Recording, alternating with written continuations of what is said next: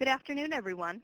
My name is Laura Mullen, and on behalf of ACRL and Choice, I'd like to welcome you to today's program, The Radically Common Phenomena Called Language, How the Human Mind Creates It and Acquires It, sponsored by Mango Languages and featuring language acquisition expert John D'Amato.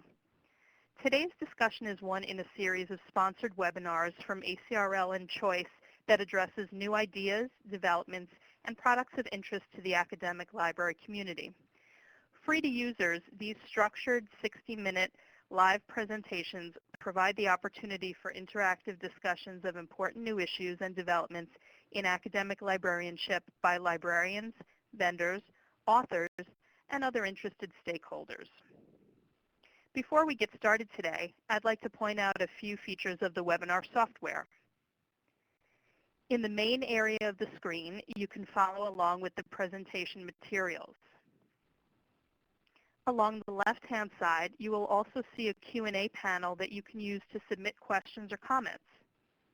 We will spend some time responding to your questions during the program, and those we don't get to answering in the Q&A field, we will try to address at the end of the program. And finally, please note that today's program will be recorded and all registrants will receive follow-up instructions on how to access the archived version. We're excited to be joined soon by John D'Amato, an accomplished author, consultant, and public speaker on foreign languages and language acquisition. But first, I'd like to welcome Katie Klausner, the academic segment manager for Mango Languages, to share more about our presenter for today's program. Over to you, Katie. Thank you, Laura. Today is such a special day, not only because it's tax day or lunar eclipse or perhaps even snow day for some of you, which, by the way, for Michigan, where I'm located, goes down in history as the snowiest winter in 133 years. Nope, it's none of those things. I can't even begin to express how excited Mango is to present this first type of guest lecture webinar today. And before I go too far, I want to share our appreciation for everything that ACRL and Choice has done to make it so successful. And while this is our first one, Mango plans to produce similar types of webinars in the future, bringing together all types of thought leaders, librarians, faculty, or even students to further discuss key campus topics, global issues, or other language and culture-related initiatives. But first, let me just tell you a little bit about Mango Languages for those who may not be familiar with. We are much more than a tasty fruit. First and foremost, we are a small company in Michigan, extremely dedicated to our core purpose of enriching lives with language and culture. This truly guides Mango in everything that we do and create, including our online learning resource. And through this resource, we focus on conversational immersion and film-based interactive learning for over 70 different foreign languages and English language learning courses. This even includes specialty courses like religion, scholarly literature, medical Spanish, and even pirate. But enough about us. Let's move on to our webinar. As Laura said, there's a Q&A section, so feel free to send in questions throughout, and I will address them throughout the webinar, or we will discuss them at the end. And in addition, we are going to have a few polling questions throughout. But to participate is super easy and intuitive with this great platform that ACRL and Choice uses. For example, let's do a quick poll now and see how we do. So, real quick, how many languages do you speak, and what part of the campus do you represent? Just go ahead and click on whatever button best represents you. I'll give you guys a few seconds to do this. Great, everybody's finding it, easy to use.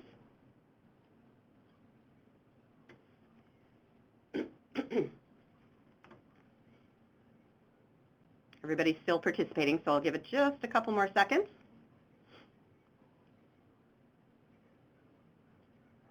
Great, so easy peasy.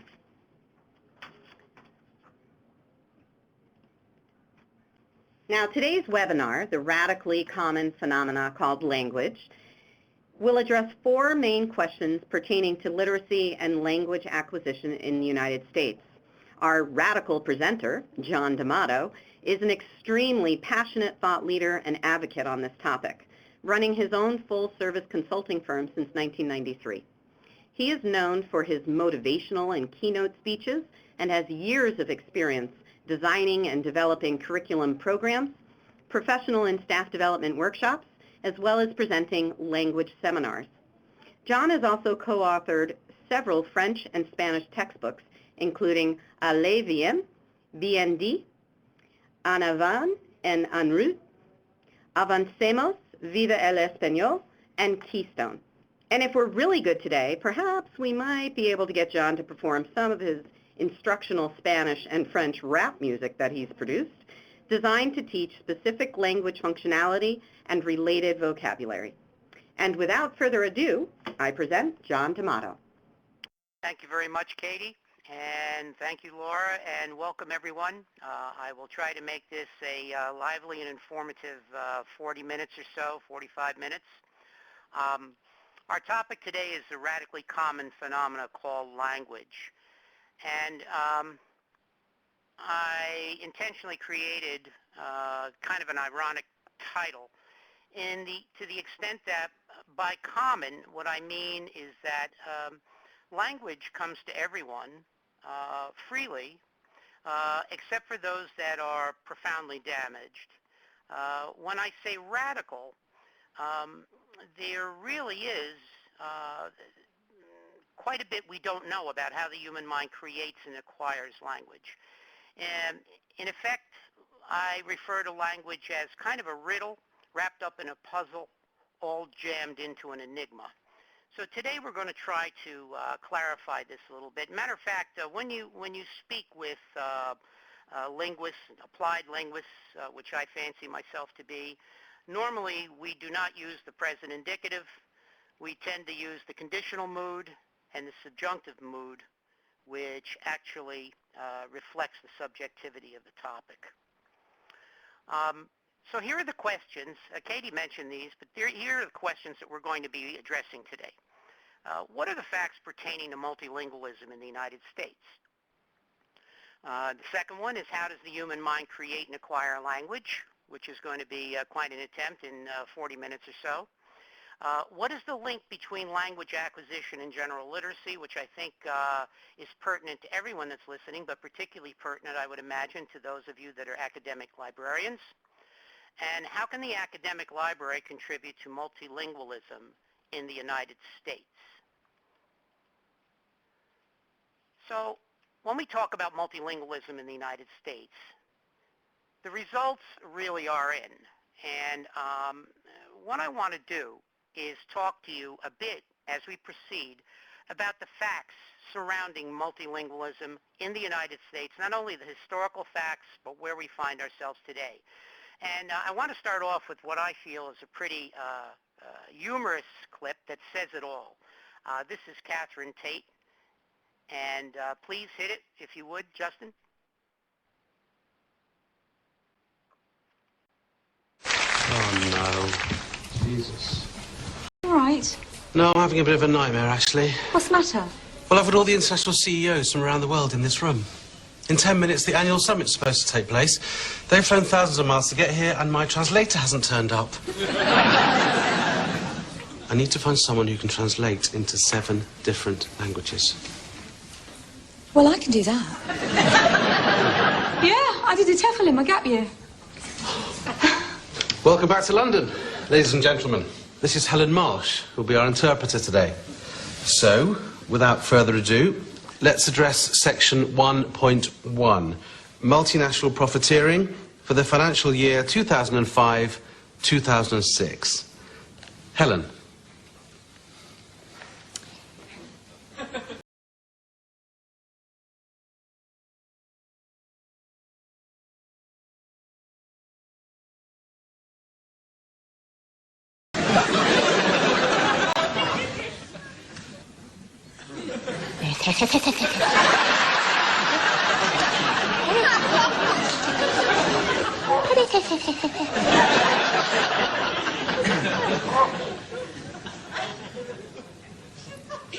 Hurdy-gurdy-gurdy.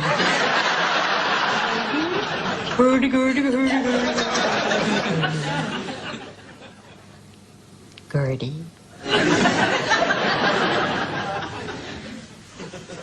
Oh, bud.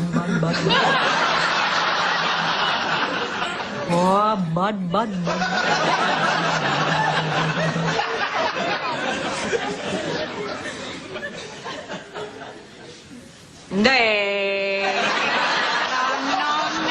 La manici e la no, ma no. Che cosa ti dici, vado dici?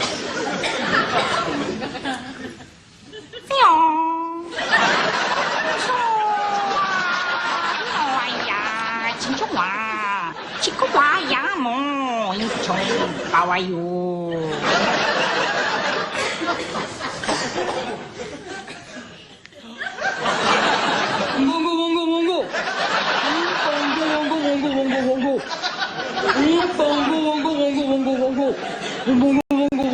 This is not my sandwich.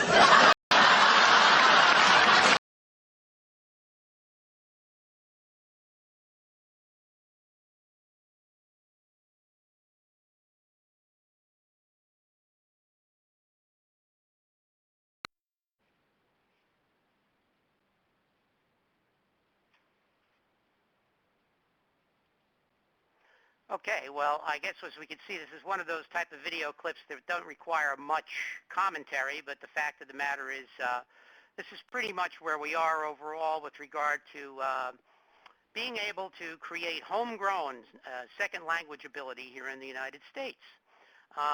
And we're going to be talking about this more, so I'm not going to talk too much about it right now, but the fact of the matter is that one of the things that can happen when people are monolingual and strictly monolingual, or when we have a society that's pretty much monolingual, it leads to all kinds of stereotyping, which, as you recognize, I'm sure, is not a healthy thing.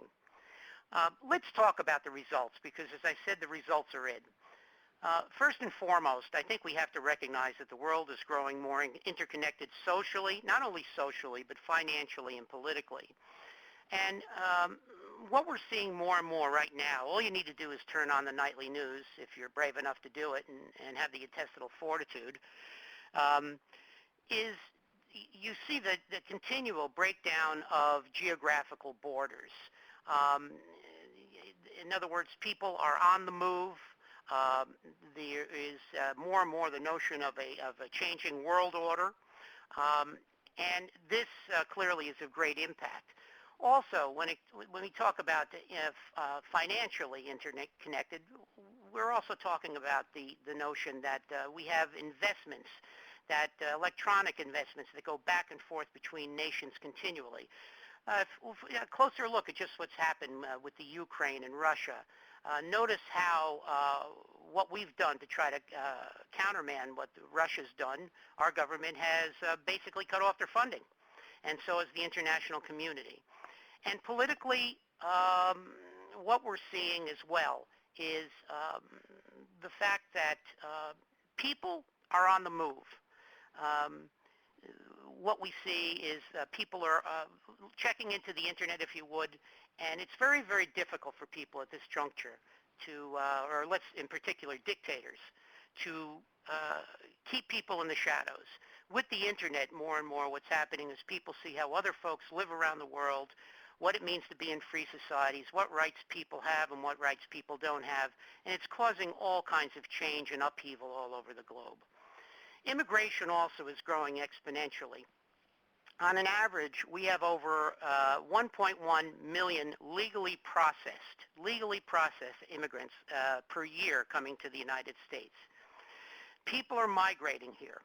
Are migrating in general. Basically what's happened from my point of view is that given war, given strife, given genocide, given poverty, given famine, given severe weather, people are no longer willing to sit and remain even in their home countries the way they used to be willing to do. In that they realize they have one life to lead and they're moving. And even if they have to risk their life doing it, they're going to try to get to a place where life is better. They're no longer willing to wait for change to come to them. They make the change themselves.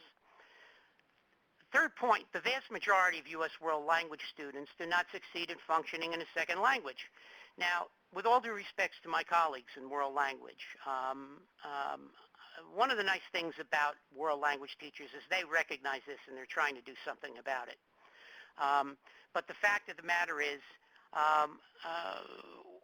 what happens is that really when you look at it, we are one of only a handful of nations in the world where you can be monolingual and still be considered literate.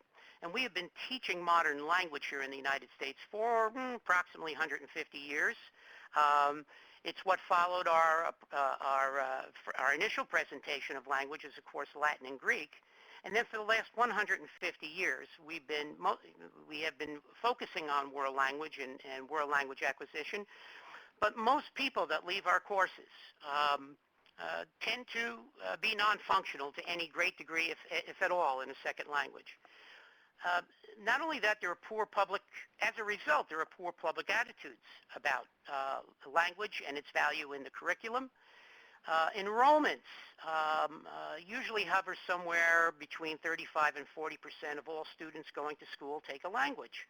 And this is largely between middle school and high school.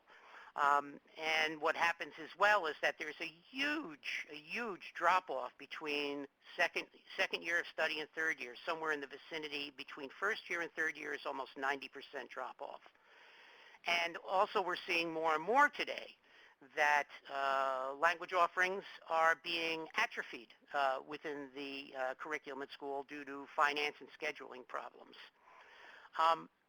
And the last point I want to make is that most American adults, and these are the results, most American adults lament the fact that they do not function in a second language. I have to be honest with you. I don't find, if I approach a person and say, look, I have a magic wand, and if I allow you to keep your English, because you certainly don't want to scare them that way, but if I wave this magic wand over your head, and you could speak any other language plus English that you want, would you let me do it? And I can tell you categorically, everybody says yes. But you know, there's some kind of mythology going on here, because when I run into people, or when people realize that I speak more than one language, I get the same response, and language teachers will attest to this. They all say, oh, I had 483 years of German in school, but I can't speak a word, and now I'm too old. Which is very sad, because you know, they believe while they were at school they weren't smart enough, and now they're too old, which are both mythologies. They're not true. But basically what happens is we end up with cradle-to-grave coverage for monolingualism. I have to say to you that I'm always astounded what people don't understand about language and language acquisition. That's why we're going to talk a bit about this. But just recently I was at an airport, and I think you'll enjoy this. I tend to like to use some anecdotes once in a while. I was at an airport recently, and my general approach to things at an airport is I just don't talk. I sit quietly because I just don't talk. And when I do, most of the time I get myself into some kind of conversation that goes kind of this way, and this is what happened. Gentleman asked me what I did for a living. Wanted to say fireman because that's readily understandable. If you say to somebody you're an applied linguist, they don't get it. And so I said I was an author, and of course the question is, an author, what kind of books do you write? And I said textbooks. And then they said, what kind of textbooks do you write? And I said French and Spanish. And then the gentleman said to me, which blew me away, he said, do you speak those languages? And I turned to him and I said, no, I fake it. I guess the point I'm trying to make to you here is that the misconceptions and the confusion and just the general lack of knowledge about how the human mind creates and acquires language is absolutely appalling. So having said that, let's start to treat this topic a little bit. How does the human mind create and acquire language? And I want to posit something here to you, and I want you to listen very carefully. Nobody knows definitively, all right? Nobody knows definitively. It's hypothesis. There's some of the brightest minds in the world, much brighter than mine, are researching this. Respected researchers, and they come up with great hypotheses that are in fact probably true, okay? But there's still so much more. So let me give you some of my interpretations of the research and the things that I believe about how the human mind creates and acquires language, and how can we relate this later on back to the library, the academic library. Here's one of the things I know, and if any of my friends that have come to any of my workshops are listening in on this, you'll recognize this and probably be able to say it verbatim. Language is much more a psychological phenomenon than it's ever been logical. And I think that's important to recognize. There's a whole lot to do. There's a lot of play, relationship between the personality one has and how much language they actually produce.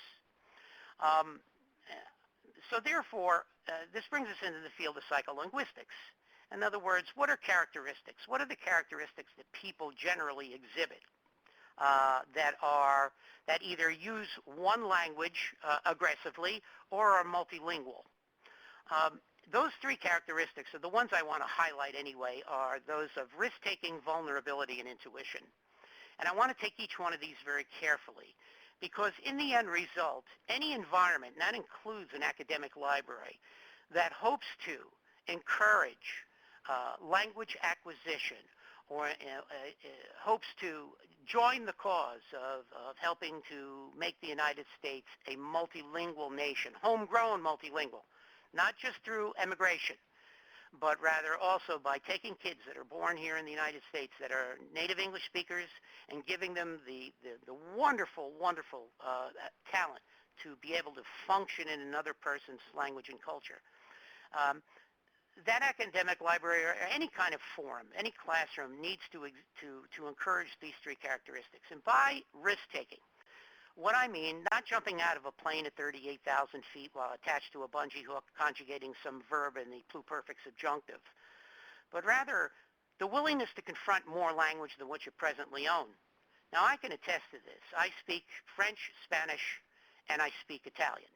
As a matter of fact, you know, and I'm a second language speaker of these. Okay, they are not my native languages.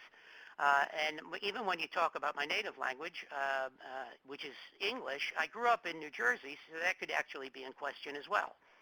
But anyway, just a joke there, folks. Don't get too upset about that.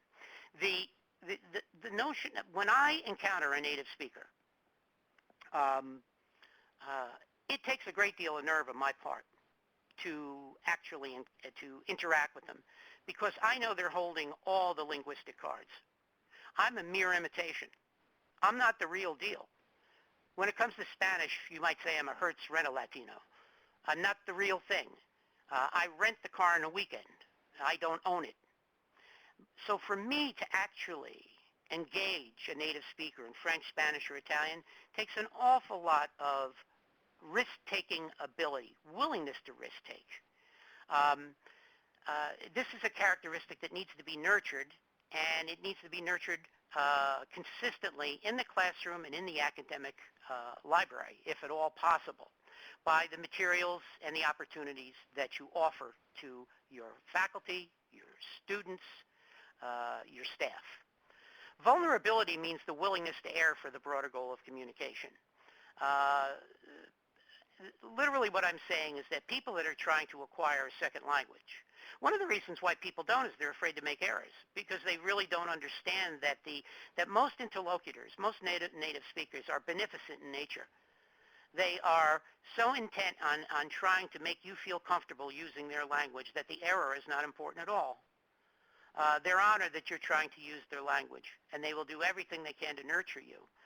But in the end result, people have to sense, they have to feel a need for vulnerability, a willingness to err. And that, again, is something that can be supported by the environment, by the academic library, by the materials that are used, by the classroom, by the person instructing the second language. People can only be as vulnerable as they are not only willing to be, but what they're permitted to be. Intuition, as we say in Spanish, sumamente importante, very, very, very important. And I want to make this point to you, and I hope that you understand what I'm saying on this. My observation is that language in general is inadequate for human needs. I'm going to say that again. Language is inadequate for human needs, and the proof of this to me is as follows. If language were subjunctive, adequate for human needs, there would be no war. There would be no random violence. There would be no divorce. We would understand each other transparently. But surely we all recognize that that is just the opposite situation. But it's all that we have. It's all that we have. Matter of fact, we even take this another step further. Where language proves itself to be inadequate, that's where music and art steps in.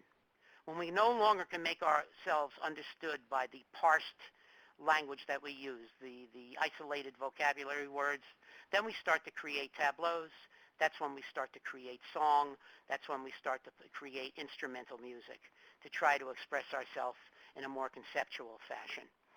But the fact of the matter is, intuition is so very important, my dear friends, because what we do is we intuit messages from one another. We don't understand one another verbatim. I don't care whether you're listening or whether you are reading. The fact of the matter is we are intuiting messages. We do not understand neither the speaker nor the author fundamentally. We filter all the messages that come to us through our own experience and through our own filters. So these three characteristics are very much a part of how the human mind creates and acquires language. If you don't believe me, if you've got little kids living at home, and I'm not talking about your husbands now, if you've got grandchildren, little grandchildren, you tell me whether they're risk-taking, vulnerable, and intuitive as when they are acquiring their first language. These are characteristics that are born into human beings.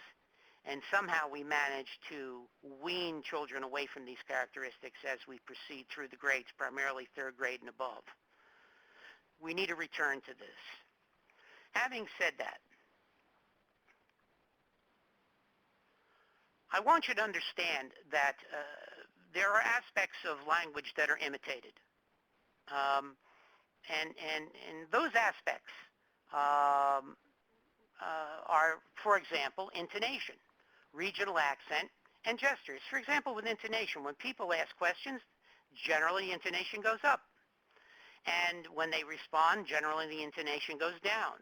Regional accents are certainly imitated. The fact that I might say, coming from the New York metropolitan area, that I went out to walk the dog is very much a standard accent, all right, for that area. Boston tends to have more open A sounds, pack, ca, that type of thing. Gestures are certainly imitated and very much a part of representative of cultures. Now, I want to show you a clip coming right up that very much shows you the power of imitation, okay? Let's see it, please, Justin, if you wouldn't mind.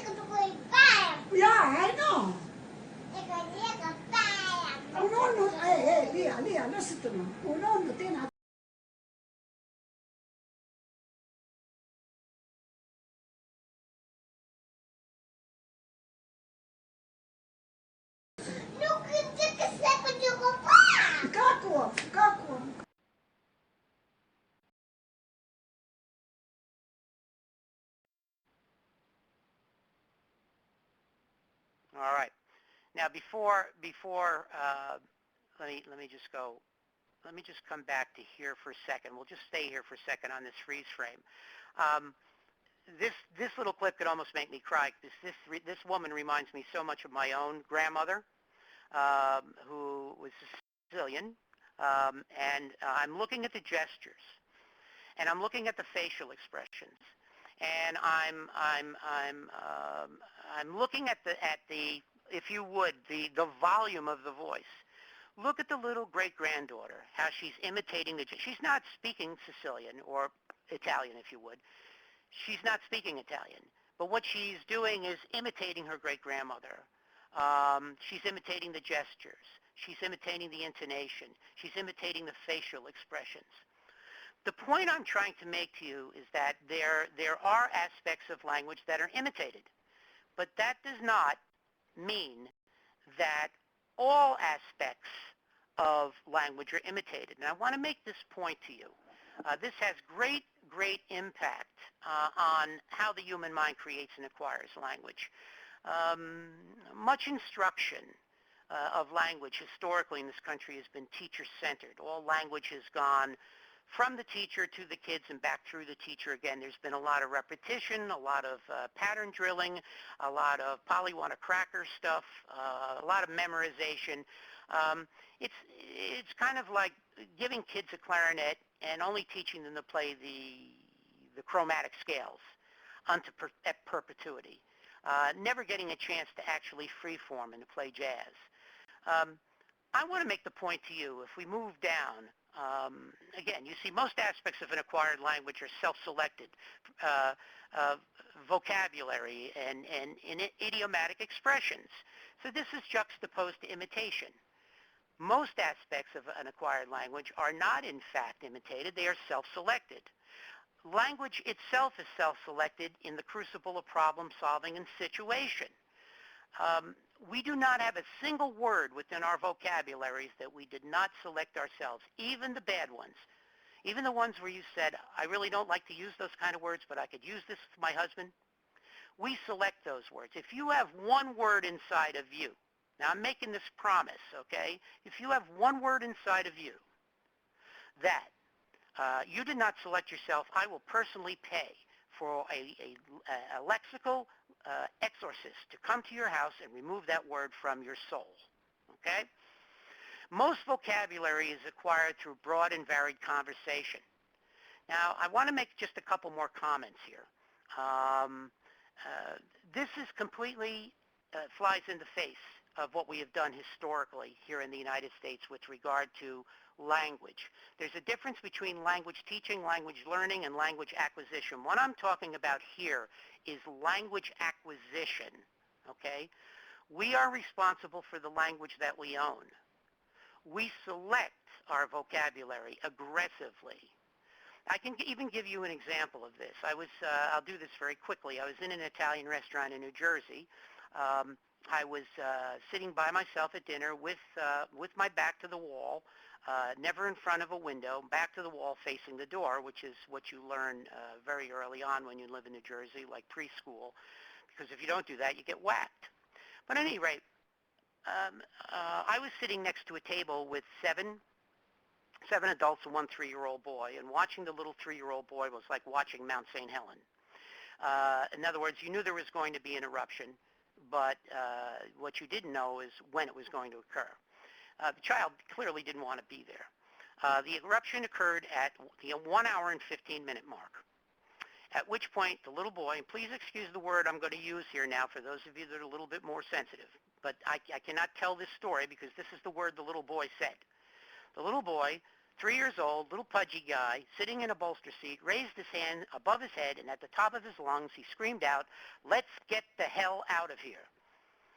At which point, everyone in the restaurant stopped and turned to look at this little boy, who now had an uh-oh moment, and of course had slid back, back down into his bolster seat, and slid back down in his bolster seat, and was now peering over the top of the table, knowing that he had done something obviously wrong. The best part of the story, however, was the look that the mother shot across the table to the father. If human flesh could have been vaporized, this man would have disappeared instantly. And you knew just what she was saying. She was saying to herself, you see, don't I tell you not to talk that way in front of the baby? You see the way he imitates you? I just want to say to you that that child did not imitate his father. That is shortchanging the child. We don't just pour language into people's heads. The fact of the matter is, did the father say that? Yes, he did. And was the child there when the father said it? Yes, he was. But know what that little child said to himself? That little child said, I like that. I'd be filing that for future reference. And he did. When he went into that restaurant that night and he didn't want to be there, he came in locked and loaded.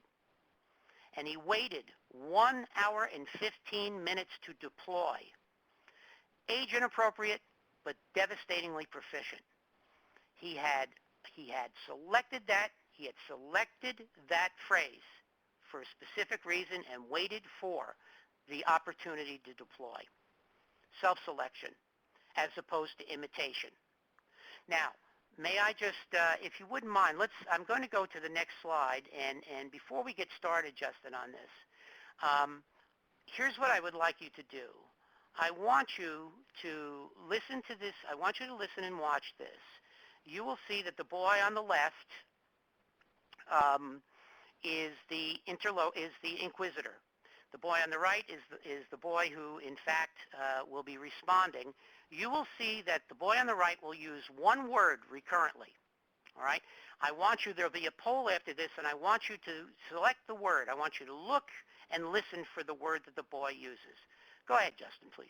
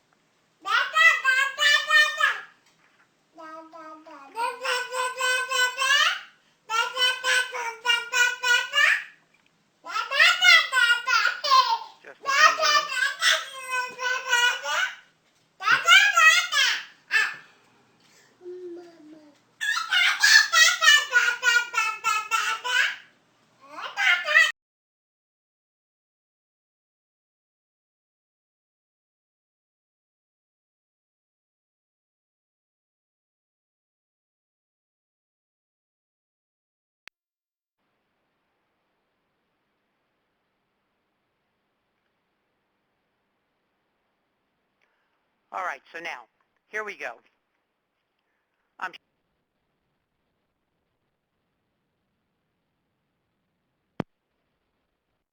Oh, we might have lost John. John, speak up if you're there. He was worried about his phone cutting out because he's on a remote island down in Florida right now. But so I will, obviously you see the poll that we have up right now and figuring out what the baby said. So take just a couple of seconds to do that while we try and get John back on the phone.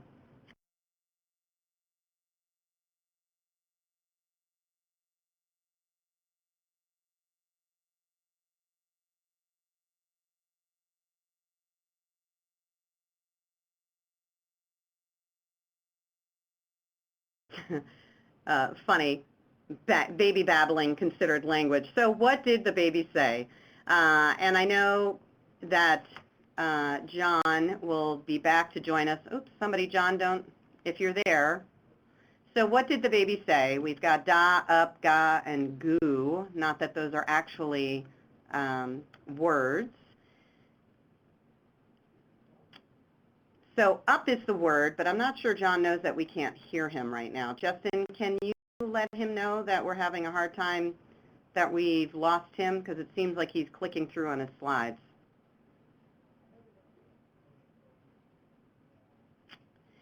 So up, as John will share with you, is the answer, although a lot of you thought da, which is interesting. And up is the word that most toddlers and babies associate a positive response with. Think about it. Everything that is up to a child or a baby that's not able to communicate is a positive thing. They get held and loved by their parents when they're up. Food is up. Counters are up. They look up and see toys and whatnot on a shelf. So that is the indication. And obviously, I am not a language expert, but I've heard John speak on that quite a lot. So I felt I could jump in on that. One of our guests has just given us a weather update that it's pouring in Florida, so that may be also why John on his remote island, we have lost him momentarily. So the next question would be, what is the link between language acquisition and literacy? And Justin, you can go ahead and make this full screen while we wait for it. Thank you very much.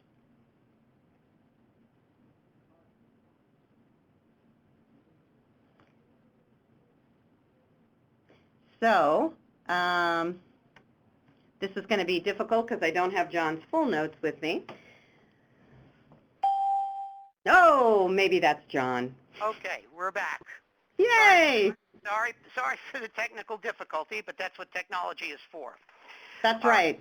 Here we are. John, so we did, John, just to give you an update, we did the poll, and I explained the magic behind the word up, and now we're up to what is the link between language acquisition and literacy.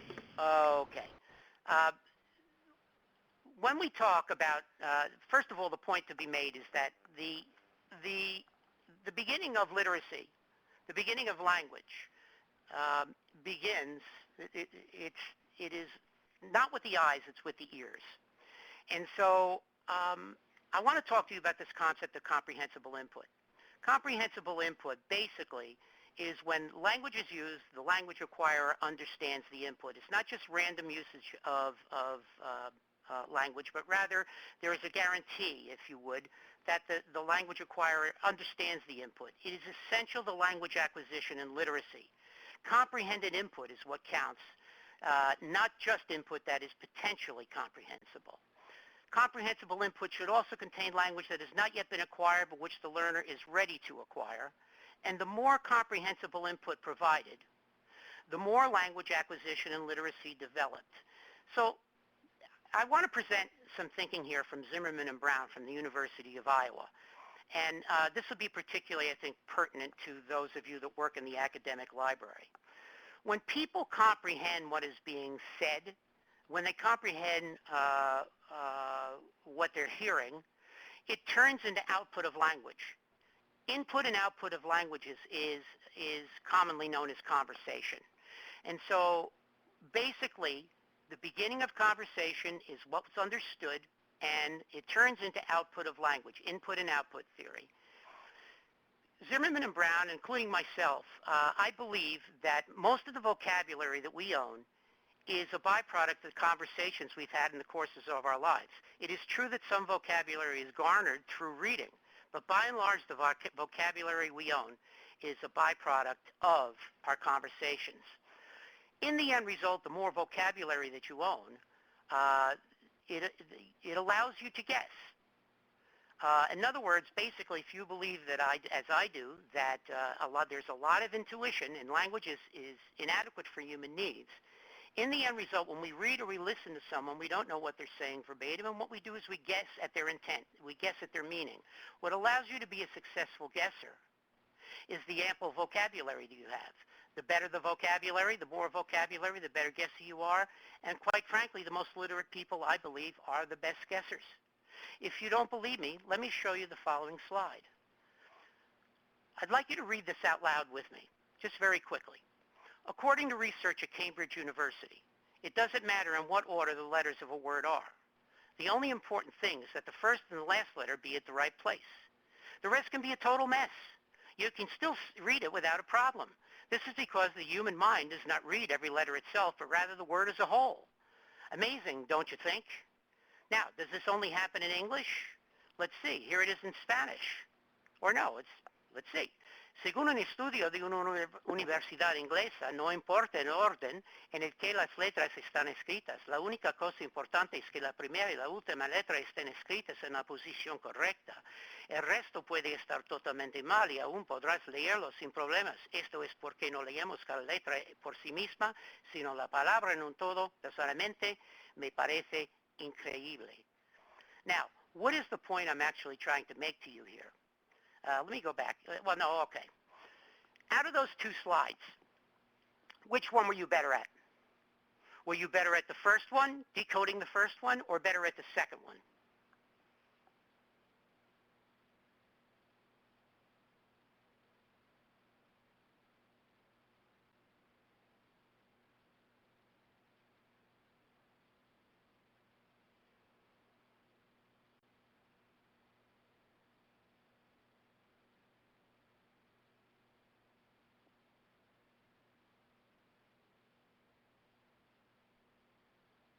Okay, let me just go back. I believe I'm able to do this without much trouble. If you take a look at, now you could say, well, you know, it looks like everyone was better at the first one, and you might say, well, that's because I speak English. Well, that's not English. If you look at that slide, that is not any English anyone's ever seen before, okay? But the reason you were able to read that is because you could guess. And the reason you can guess is because you have the vocabulary words inside of you. If you didn't have the vocabulary words inside of you, you would have not been successful at this. Therefore, you would not have been literate. You could not have decoded and understood what was being said here. The comprehension would have been nothing. This second one here, this is not Spanish. This is absolutely not Spanish either. Now, you might say, well, I couldn't do this because I don't speak Spanish, but this is not Spanish. So my point to you is simply this, is that if you had only these 50 words in your vocabulary and no other quote-unquote Spanish, you would have been successful at understanding, decoding, and understanding this. So literally what happens is comprehensible input leads to output of language. Conversation leads to vocabulary acquisition. Vocabulary acquisition allows you to guess, and guessing, the effective guessing leads us to literacy. So we already know that the English slides were the ones that were most successful at.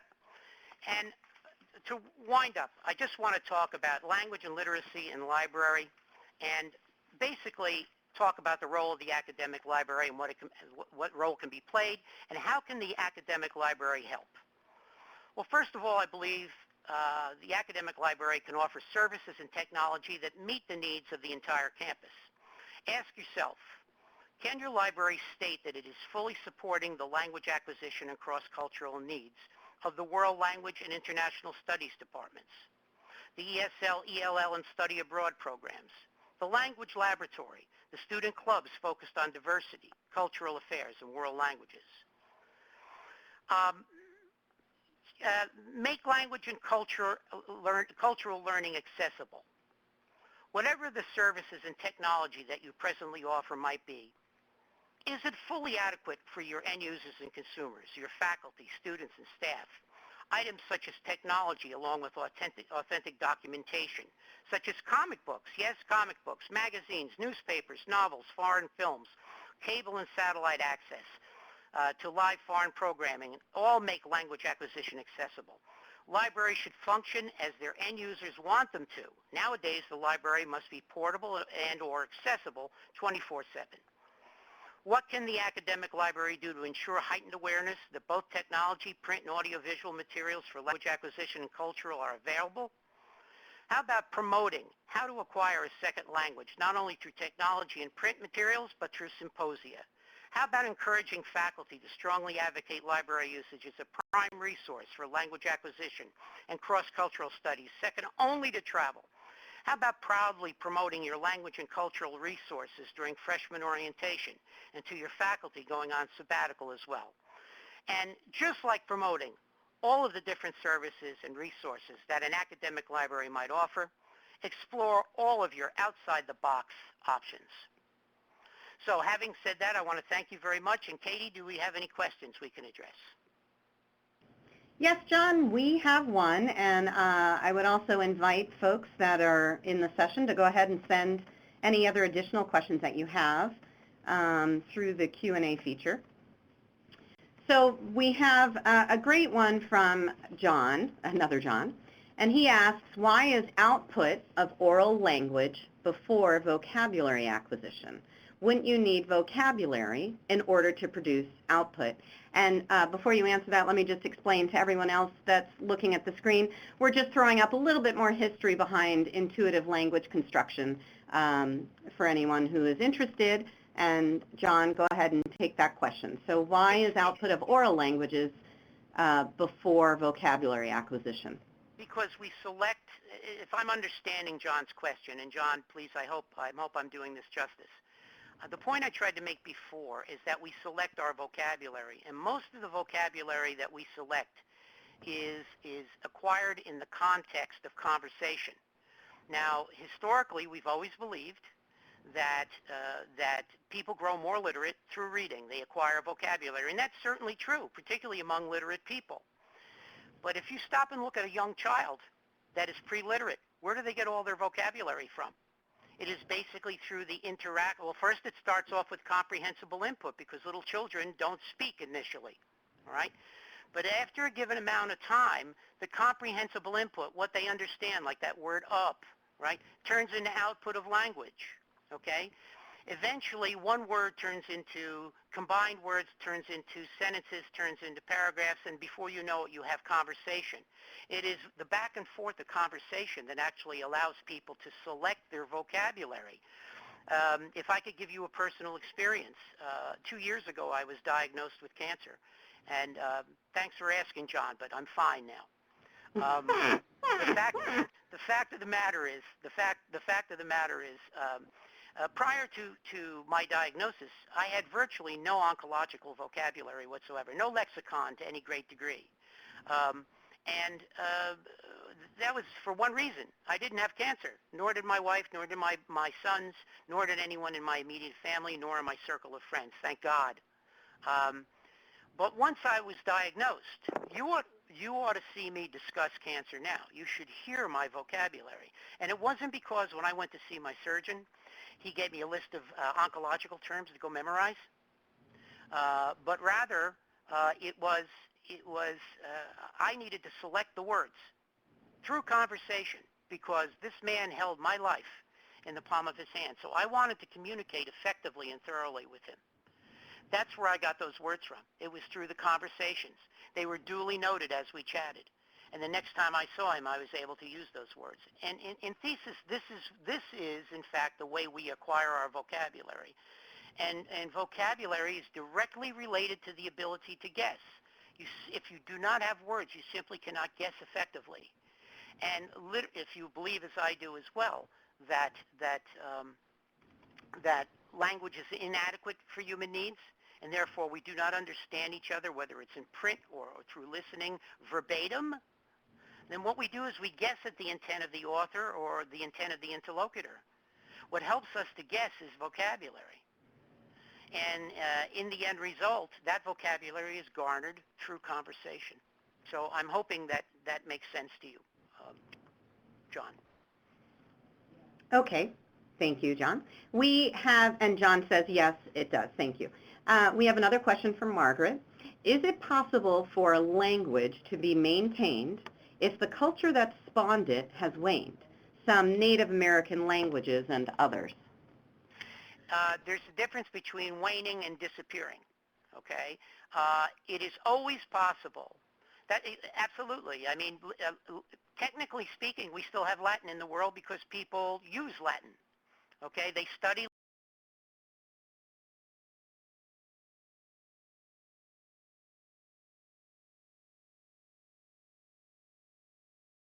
as a historical construct. Esperanto has no culture, and people use it. As long as there are people interested, it only takes two. Or I guess it could only take one if you're the type of person that talks to himself. It only takes two people to maintain and to revive and to resuscitate and to maintain a language. And so in a world where people are dying off, and I know there are certain languages that clearly that are dying off, it's simply because there is no awareness for maintaining them. There are several Indian dialects now where people are starting to come back, and they are on a mission to maintain those languages. And so it's completely possible. It's a matter of awareness, Margaret. It's a matter of awareness. Good question. Thank you. Okay, then we have another question, and I know we're running out of time, so I want to try and address them. We just have, looks like 2 more, maybe 3. I'm hoping to add materials, this is from Sophia. I'm hoping to add materials to our library dedicated to our ESL program. Do you have suggestions for those on the reading level, grades 5 through 10, that have college learning content? You mean specific titles? I'm not exactly sure. College learning content. Do you have suggestions for those on the reading level? Oh, so I get it. The ESL reading level is grades 5 through 10, but the content is at college learning. I really, if you're asking me for titles or specific. No, she doesn't want specific, okay. Not specific titles, she just said. Okay, so repeat it for me so I understand again. I'm sorry. That's okay. She is interested in adding materials to the library for the ESL and suggestions on ESL reading levels at the grade level 5 through 10. Let's see if she's going to help me out a little bit more. That has college learning. So I guess, Sophia, let's follow up with you directly afterwards so I can understand better your questions. Let me jump to Randall. If conversation is indeed the key, then what does this say about using technology as a facilitator? Should this not tell us that having the teacher in the classroom is a must? Well, clearly what it means with regard to technology is that technology needs to engage people in the usage of language as opposed to simply repeating and practicing pronunciation.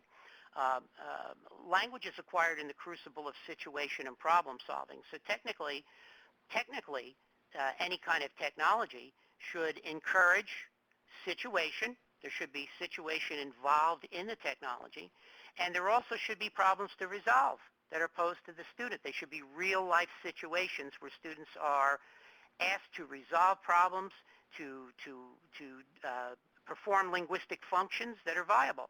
In other words, it doesn't replace the teacher. The teacher should be doing this too, okay? But the technology should be structured in an intelligent fashion so that there is more than just the notion of practicing language, but actually using language to solve problems. As a matter of fact, I would even say this, that so often what happens is that in the language classroom, be it through direct instruction or technology, if language is not used to problem solve, it actually becomes the problem. The future tense becomes the problem. Adjective agreement becomes the problem, etc. Okay. So I hope that responds to the question. That was great. And John, thank you again for such a radical webinar and a passionate presentation. And I'm going to pass it back over to Laura at Choice. And I know we have a few remaining questions, and we will do our best to follow up and share, because I know several people wanted to hear a little bit more about the ESL question as well. So thank you again to John, and back to Laura. Great. Well, thanks, guys. Looks like we are ready to wrap up our time together. I'd like to give a virtual round of applause to our presenters today for some really great information, and we appreciate your time and your insights. As a reminder, we've recorded today's program, so do be on the lookout for a follow-up email from ACRL and Choice with the instructions on how to access the archived version. Thanks again to everyone who participated and attended today. I hope you enjoyed the session and enjoyed